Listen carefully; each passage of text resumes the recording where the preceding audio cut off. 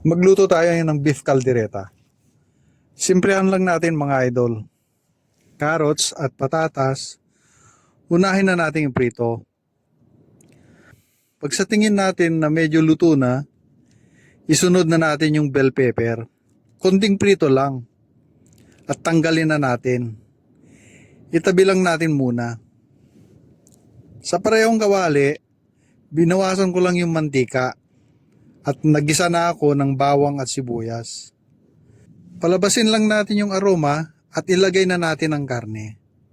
Siya nga pala, nauna ko nang pinalambot ang karne sa pressure cooker. Mga 20 minutes lang. Hindi ko masyadong pinalambot para di madurog pag ginisa na natin. Patuyuin lang natin ng konti, tapos maglagay na tayo ng tomato paste at kasunod tomato sauce. Hayaan lang natin maprito ng konti. Tapos maglagay na tayo ng butter para lalong malinamnam ang sarsa. Timplahan na din natin ng paminta, konting betsin, pampalasa lang, mamaya na tayo mag-adjust. Pero actually, kaninang pinakuluan ko sa pressure cooker, naglagay na rin ako ng panimpla. Kaya adjust na lang. Sunod, ibalik na natin yung sabaw na pinagpakuluan natin ng karne.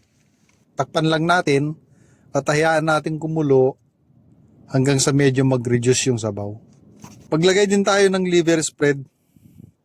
Para sa akin, okay na yung ganyang sarsa. Huwag na natin masyadong putuyuin. Lalo na, malambot na yung karne. Pangit pag madudurog. Kaya ilagay na natin yung nauna nating prinito ng mga gulay-gulay. Pakuluan lang natin ng konti, mga 2 minutes. Okay na yan. Luto na ang patsyambang kaldereta natin. Maraming salamat!